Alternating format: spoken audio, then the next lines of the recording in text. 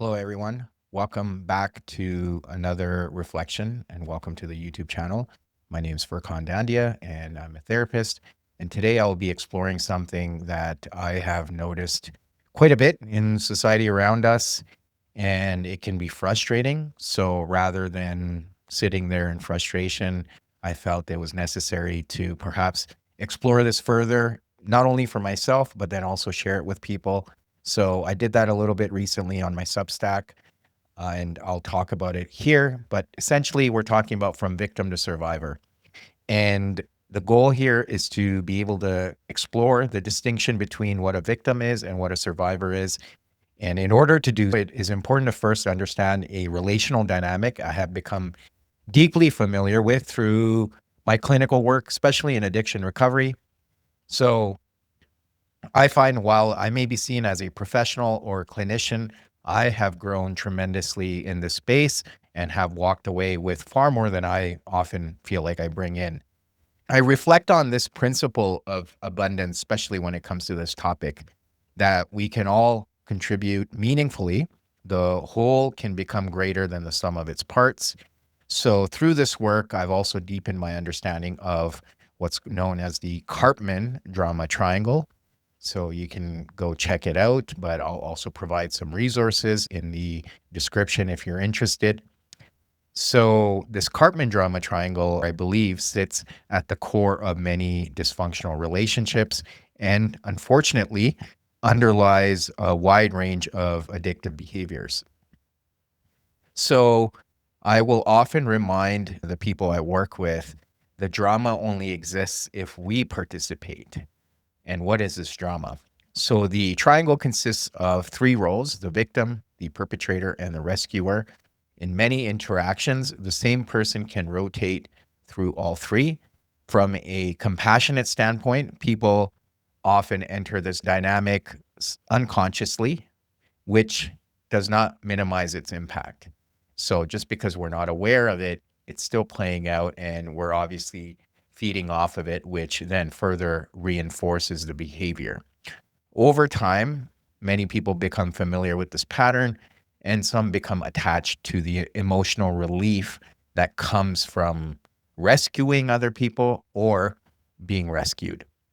So, when that immediate relief is not available, individuals may seek substitutes through other addictive behaviors in pursuit of the same regulation without understanding how the drama is playing out. It becomes difficult to reclaim agency. Awareness provides not only insight, but it also gives us an opportunity to choose. One common configuration, particularly in covert narcissistic dynamics, is an identity organized around victimhood. And it's accompanied by a persistent identification of perpetrators and an implicit demand for rescue. While this can sound harsh, especially if we use that narcissistic term, which I avoid because it is on a spectrum, it does reflect a developmental pattern rooted in dependency and ego protection rather than growth. So if we're constantly feeling like the victim who needs to be rescued, we're not enabling our growth. And unfortunately, that doesn't really help us. And people, even though well meaning, if they're rescuing, they're only enabling that behavior. The problem intensifies when an audience also becomes available at a systemic level. I chuckle because that just comes back to what we're seeing around us. Victimhood is no longer just reinforced, it's amplified. Escalation bias plays in. This can be observed in legal systems, but as we can all relate, its more potent expression is being found in social media nowadays. With minimal barriers to entry, individuals can present a unidimensional narrative of harm, often stripped of context, while being rewarded with attention, validation, and moral certainty. Rescuers quickly emerge. For all its benefits, social media thrives on negativity and emotional contagion. While correlation does not always imply causation or at all, research consistently shows rising depressive symptoms alongside increased smartphone and social media use. So it's not a coincidence. The bystander effect in this context, rather than correcting the imbalance, can often deepen it. So, how do we navigate a landscape that can feel frustrating, discouraging, and at times threatening to our social fabric? Remaining entrenched in victimhood, unfortunately, inhibits responsibility and growth, as I mentioned earlier. Becoming a survivor, by contrast, restores agency and places one in a shrinking minority. So, those that are oriented towards transformation rather than relief, that is how you set yourself apart. So over time, the victim becomes embedded in a self-protective narrative that resists challenge. When confronted, cognitive dissonance forces a reshaping of reality. While the short-term rewards may persist, life organized around victimhood ultimately lacks meaning. This pattern is further reinforced by a broader spiritual decline, which is where I'd like to focus. A purely materialistic orientation reduces life to comfort, validation, and status, obscuring the larger existential arc. So, from a spiritual perspective, life is not centered solely on the self. Adversity becomes formative rather than merely unfair.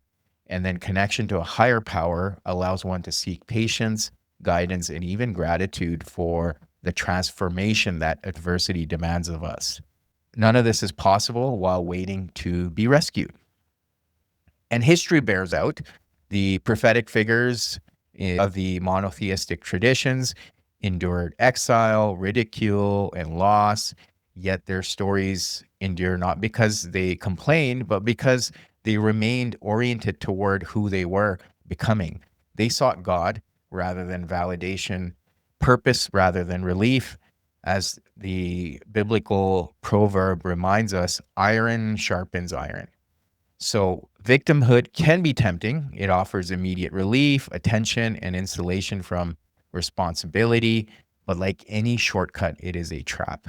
There is no growth in being infantilized, nor any dignity in stagnation.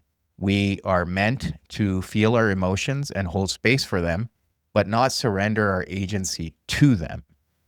Even when no one is watching, we choose who we become. And as I often reflect, trees endure harsh seasons unseen, yet later offer shade to others under the fiercest sun. So too, we can become a source of strength, not despite our trials, but because we endured them. So again, I hope you enjoyed a little bit of this exploration around the victim versus survivor narrative. It, as I mentioned, was inspired based on what I'm seeing around the world today. So I hope you can take something out of this. If you enjoyed it, please subscribe or share. Thank you.